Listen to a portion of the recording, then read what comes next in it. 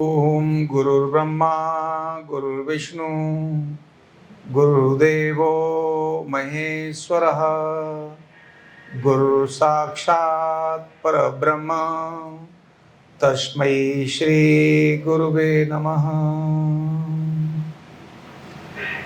श्रावण मास की पूर्णिमा यानी व्यास पूर्णिमा और गुरु पूर्णिमा पर आप सभी को बहुत बहुत शुभकामनाएं।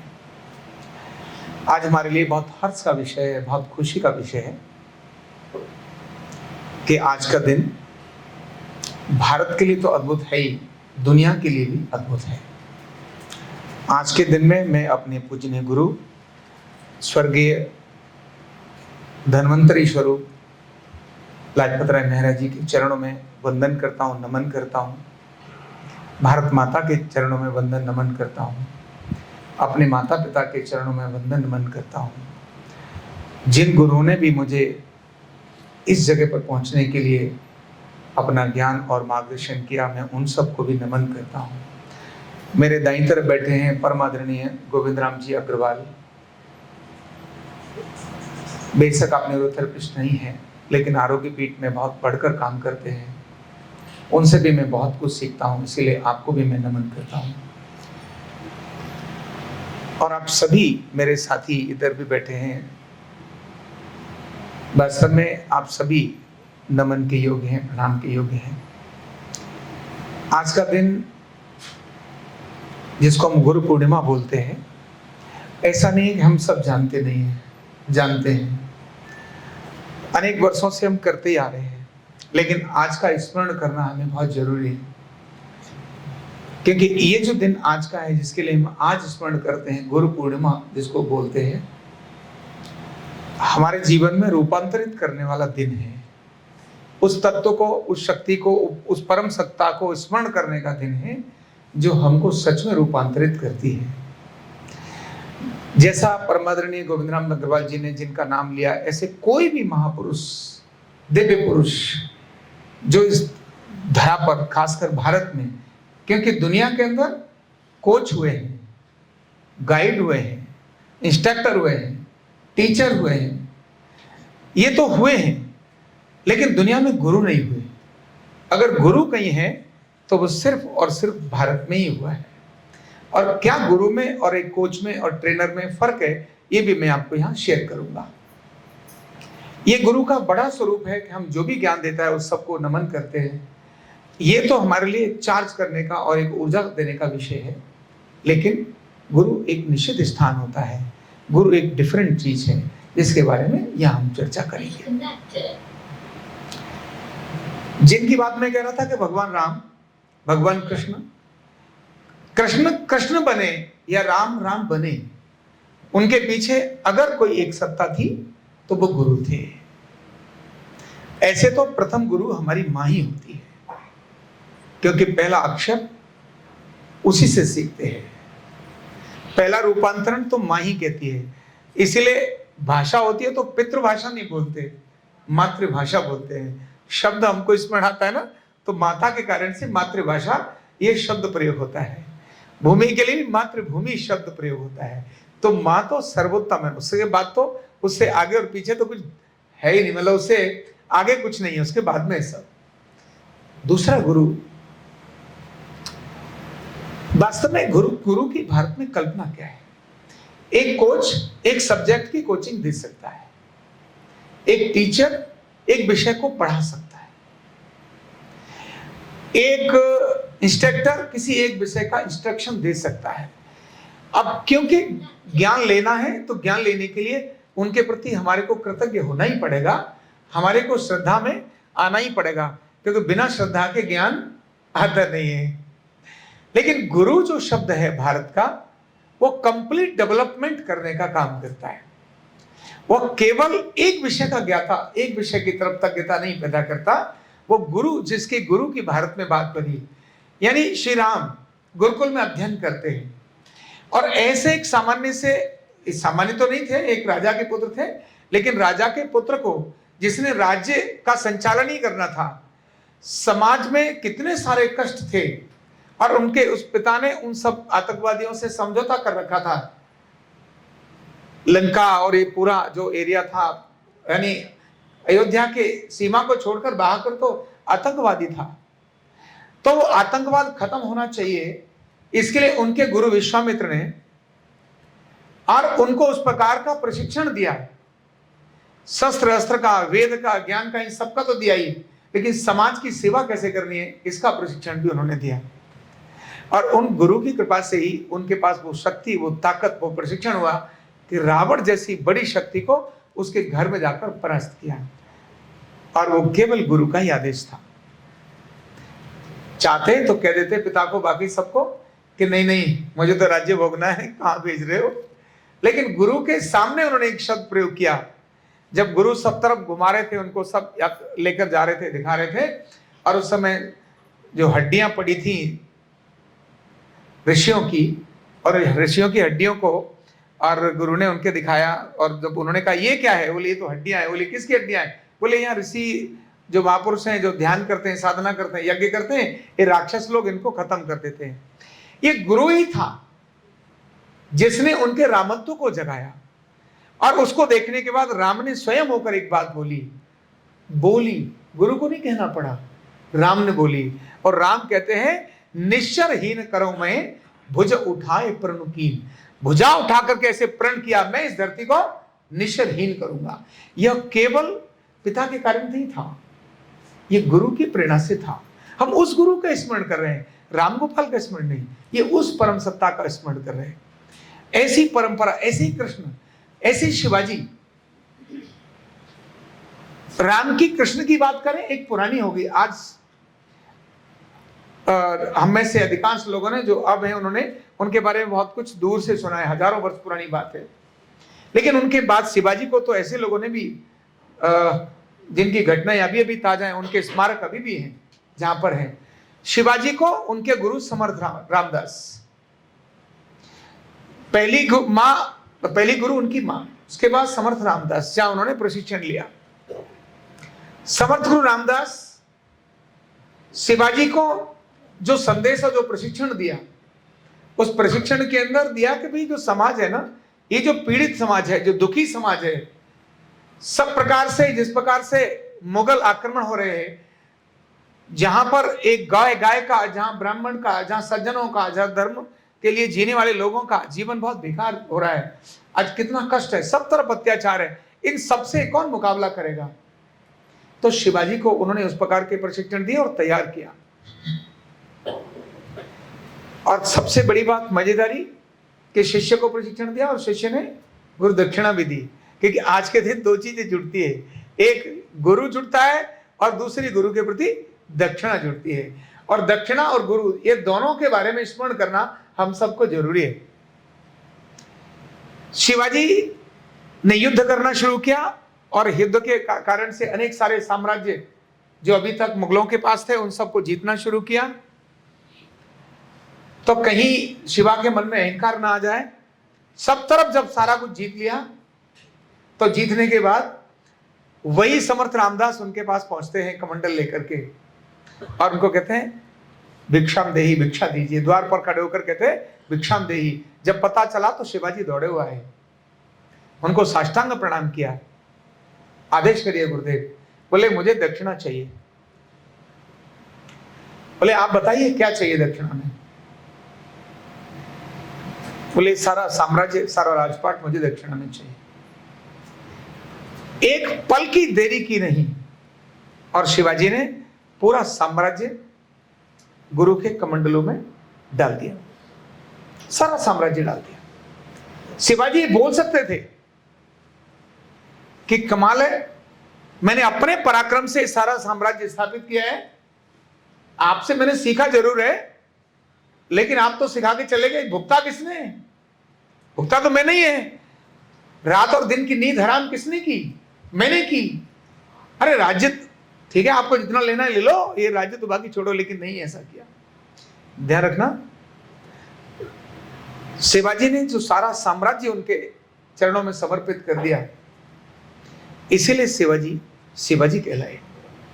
और उन्होंने पूरे साम्राज्य के लिए कहा अब आप इस साम्राज्य के संचालक मेरे प्रतिनिधि के नाम से रहेंगे। और तब शिवाजी ने गुरु का नाम लेकर के वो साम्राज्य का संचालन किया। यानी गुरु, कैसा गुरु? जो कंप्लीट डेवलपमेंट करता है, जो केवल एक पक्ष को नहीं देखता, सारे पक्ष को देखता है, उसके शरीर को और मन को भी देखता है। स्वामी विवेकानंद के साथ भी ऐसी घटना जुड़ी है। उनके जो गुरु स्वामी विवेकानंद के स्वामी रामकृष्ण परमहंस, बहुत दिव्य पुरुष। विवेकानंद जी ने स्वामी रामकृष्ण परमहंस से शिक्षा ली, दीक्षा ली, और दीक्षा लेने के बाद, ध्यान धारणा के बाद, हर व्यक्ति अपने परिवार की तरफ चलाने की दिशा में जाता है। लेकिन स्वामी विवेकानंद को उनके गुरु ने कहा कि भाई इस देश में इस समय पर परिस्थितियां बहुत विकट है, अच्छी नहीं है। उस समय पर क्रिश्चियंस का साम्राज्य बहुत अधिक था, बहुत अधिक था। सब तरफ जो भारतीय ज्ञान विज्ञान है वो खत्म हो रहा था। अब एक भारतीय ज्ञान विज्ञान फिर से स्थापित होना चाहिए, ये वेद का ज्ञान फिर से स्थापित होना चाहिए। इसलिए उनके गुरु ने उनको कहा कि अब तुमको समाज में समाज जागरण का काम करना है, नर सेवा नारायण सेवा का काम करना है। और स्वामी विवेकानंद ने सारी जिंदगी यही काम किया। आर्य समाज के संस्थापक, क्या नाम है आर्य समाज के संस्थापक जी का? स्वामी दयानंद सरस्वती। और उनके गुरु कौन थे? कौन कौन बता सकता है? स्वामी दयानंद जी के गुरु स्वामी बिरजानंद जी। कौन थे? बिरजानंद जी। ध्यान करना, स्वामी दयानंद को जिस प्रकार से उन्होंने प्रशिक्षित किया, जिस प्रकार से ट्रेंड किया, और गुरु से ट्रेन होने के बाद जब दक्षिणा का दिन आया और सब शिष्य अपनी दक्षिणा देके जाने लगे। अब क्या दें, तो अलग अलग प्रकार के लोग थे, कोई पैसा देता है, कोई कुछ और देता है। अब स्वामी दयानंद के पास तो ऐसा कुछ था नहीं, तो वो बड़े संकोच में, क्योंकि गुरुजी को लौंग पसंद थी, और वो दूर खड़े होकर के उनको लौंग देने के लिए जब आया उनका क्रम, तो वो लौंग समर्पित करने लगे। तो दयानंद जी को उनके गुरुजी ने कहा कि ठहरो, तुमको ये लौंग से काम चलेगा नहीं। ये वेद का ज्ञान तुमको सारे देश में फैलाना है, फैली हुई कुरीतियों को समाप्त करना है। लोग मूर्ति में जाकर फिक्स हो गए हैं, मूर्ति केवल मूर्ति तक सीमित हो गए, मूर्ति के पीछे जाकर क्या है उस सत्ता को नहीं पहचान रहे हैं। इसीलिए उस ज्ञान का प्रचार करने का काम तुम करोगे। और ऐसे में जब समाज में बहुत बड़ी विकृतियां थी, स्वामी दयानंद जी ने बहुत बड़ी क्रांति करी इस देश के अंदर, और उस क्रांति के कारण से देश में धर्म की फिर से ध्वजा स्थापित हुई। समाज में संकट, दुख, दारिद्र्य जो थे वो खत्म होने लगे। जगह जगह घर घर में हवन की प्रक्रिया चला दी और बुराइयों पर जबरदस्त लगाम लगी। तो गुरु जो हमको बताता है, वो गुरु समाज के लिए प्रेरणा देता है। गुरु कभी भी स्वार्थ की बात नहीं सिखाता, गुरु हमेशा परमार्थ की बात सिखाता है। और ये परमार्थ की बात सीखने के बाद होता क्या है, और आखिर वो गुरु के अंदर ऐसी क्या चीज है जिससे वो डिस्चार्ज करता है? तो गुरु के प्रति जो आपकी श्रद्धा है, इसलिए श्रद्धा है ना, तो शंका को दूर करना है। जहां श्रद्धा आएगी वहां शंका क्या होगा? दूर हो जाएगी। शंका खत्म। श्रद्धा का मतलब समर्पण। जहां समर्पण आता है तब गुरु उसमें चेंज करने की ताकत रखता है। और क्या चेंज करता है? आप कहेंगे वो गुरु करता क्या है? तो गुरु सबकॉन्शियस माइंड के लेवल पर काम करता है। सबकॉन्शियस माइंड और सुपर कॉन्शियस माइंड लेवल पर काम करता है। आज के विज्ञान में अगर मैं देखूं, अगर आज के विज्ञान में अगर गुरु की बात करूं, क्योंकि विज्ञान गुरु शब्द को मानता नहीं, और साधारण व्यक्ति को असाधारण बनाने की जो क्षमता है वो गुरु में है। आज का विज्ञान एक ऐसे टीचर ही, एक इंस्ट्रक्टर ही के रूप में जानता है। नहीं, गुरु में डिफरेंट चीज होती है। टीचर के प्रति लोग मजाक और हंसी कॉमन करते हैं। जब गुरु शब्द प्रयोग होता है तो हंसी और मजाक उसकी उड़ाना उसमें वर्जित होता है। वहां सिर्फ समर्पण होता है, वहां सिर्फ श्रद्धा होती है। और श्रद्धा में वो ताकत है, वो रिसीवर्स पैदा करती है आपके अंदर। वो रिसीवर्स पैदा करती है। जैसे शुगर है ना, अब हम तो चीनी खाते हैं, हम सब मीठा खाते हैं, एक व्यक्ति को शुगर हो गया, दूसरे को नहीं है। तो क्यों शुगर हो गया और क्यों शुगर नहीं है? तो ध्यान रखना, सारे सेल्स के अंदर शरीर में इंसुलिन के रिसेप्टर हैं, रिसेप्टर्स, जो ग्लूकोज को सेल के अंदर ले जाने का काम करते हैं, और ग्लूकोज सेल के अंदर जाकर एनर्जी का प्रोडक्शन करती है, एनर्जी का उत्पादन करती है। और ये एनर्जी हमारे पूरे सिस्टम को चलाती है, हमारे नर्वस सिस्टम को चलाती है। और नर्वस सिस्टम की ताकत क्या है, इस बीच में मैं जोड़ता हूं कि अगर एक घर में कहीं आग लगी हो, घर में आग लगी हो, और उस आग में कोई नवजात शिशु बीच में, आग में नहीं, घर के अंदर नवजात शिशु और रह गया हो, और उसकी मां कहीं दूर हो, और उसने देखा घर में आग लग गई और बच्चा अंदर है, अब वो महिला चिल्लाएगी क्या? बचाओ मेरे बच्चे को बचाओ, चिल्लाएगी क्या? क्या करेगी? जंप मार करके आग में कूद जाएगी और अपने बच्चे को निकाल कर लाएगी। वह महिला जिसको हम अबला बोलते हैं, जिसको कोमल बोलते हैं, रोटी बनाते समय उस रोटी में से गर्म हवा जो उंगली पर आती है तो ऐसे बिछड़ जाती है, वही महिला जंप मार करके अपने बच्चे को वहां से निकाल कर लाती है। ये अद्भुत ताकत जिसकी आई है वो सेल की और नर्वस सिस्टम की ताकत है, वही सबकॉन्शियस माइंड की ताकत है। ऐसे ही गुरु रिसीवर्स पैदा करता है, अपने अंदर रिसेप्टर्स पैदा करता है, वो अलग अलग प्रकार की चीजों को डेवलप करता है। इसीलिए गुरु के बारे में कहते हैं ना, गुरु कुम्हार शिष्य कुंभ है, गड़ी गड़ी काटे खोट। जब गुरु डांट लगाता है, पीठ लगाता है, आजकल तो समाप्ति हो गया ना, किसी को पीटना ही ठीक नहीं हो गया, जब उसको ठोकता है, करेक्ट करता है, राइट डायरेक्शन में लेकर जाता है। गुरु लक्ष्य लेकर आता है जीवन के अंदर, बिना लक्ष्य के जीवन बेकार है, और लक्ष्य गुरु लेकर आता है। ऐसे तो भारत में परमार्थ का लक्ष्य पहले से ही है, लेकिन वास्तव में यही लक्ष्य लेकर आता है। मेरे गुरु जिनसे मैंने ज्ञान लिया, पूजनीय डॉक्टर लाजपत राय मेहरा जी, जिनके कारण से मेरे जीवन में परिवर्तन आया, मेरे जीवन में परिवर्तन आया। मैं अगर अपने अंदर देखूं तो मेरा सच में रूपांतरण हुआ, मेरे अंदर परिवर्तन आया, मेरा जीवन बदला। आज जहां पर आपने बिठा दिया, ऐसा नहीं, अनेक सारे त्रुटियां मेरे अंदर भी हैं, मैं जानता हूं, अनेक कमियों का खजाना मेरे अंदर भी है,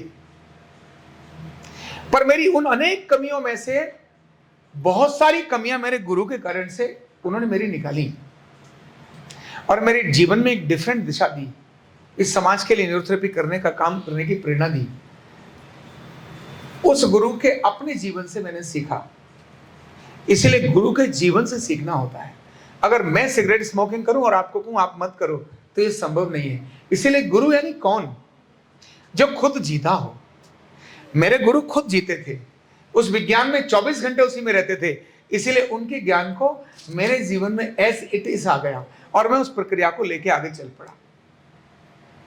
बहुत बड़ा परिवर्तन का कारण मेरे अपने गुरु के कारण से मेरे जीवन में है। मैंने उनके जीवन को, उन सारी घटनाओं को देखा, किस प्रकार वो रोगी को देख करके दुखी हो जाते हैं, व्यथित हो जाते हैं, कितनी बार वो रोते थे लोगों को देखकर, ठीक हो गए तो रोते थे, इस प्रकार का एक भाव अंदर से प्रकट होता था, पैदा होता था, ऐसा क्रम होता था। ऐसे पूज्य गुरु जी जिनसे मैंने अपना ज्ञान लिया, आज अपने दादा गुरु यानी हम सब के दादा गुरु, मेरे गुरु, उनके मन की भाव और उनके मन के विचार क्या है, जिस विषय को लेकर आज हम चले। आज भी हमारा समाज बहुत दुखी है, ऐसा कोई घर नहीं है जिसमें घुटना कमर गर्दन दर्द न हो। घुटना कमर गर्दन दर्द, gas, acidity, migraine, sugar, blood pressure, asthma, arthritis.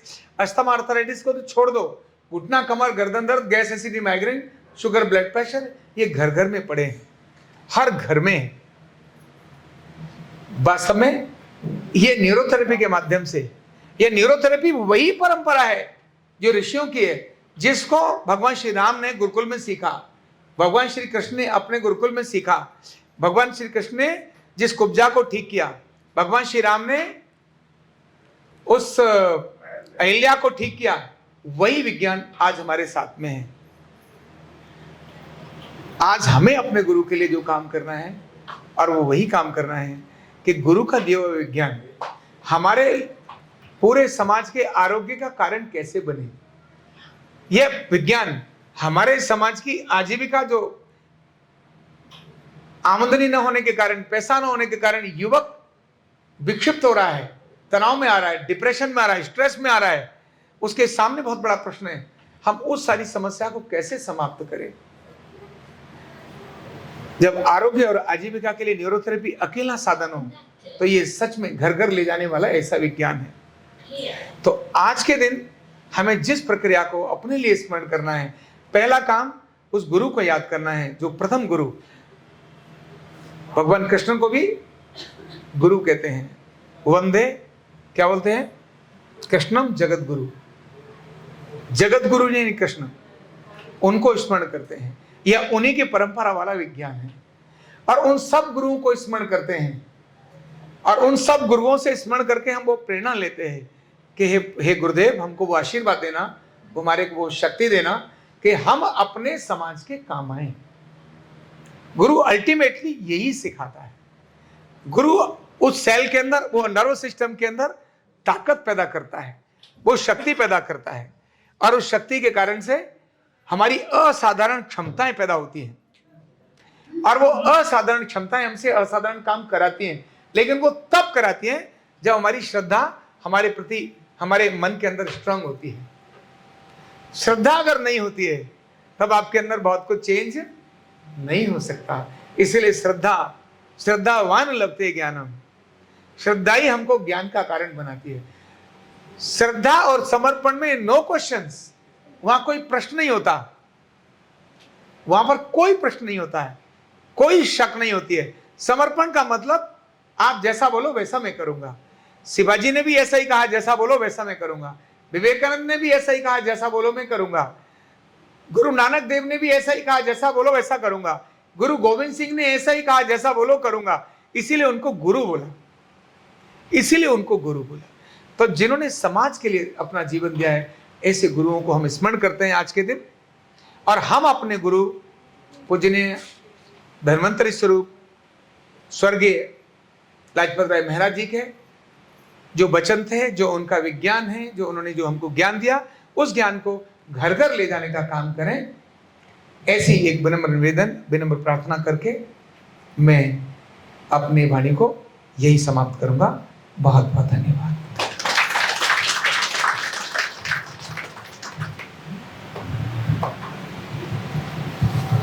आचार्य जी का बहुत बहुत धन्यवाद। आपने अपने आशीर्वचनों से हमारा मार्गदर्शन किया और हमें इतनी अच्छी बातें बताई।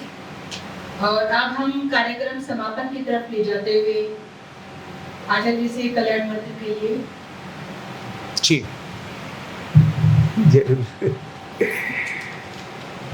अपने मन में एक संकल्प और एक विचार लीजिए। आज के दिन जरूर एक अच्छा संकल्प करना चाहिए।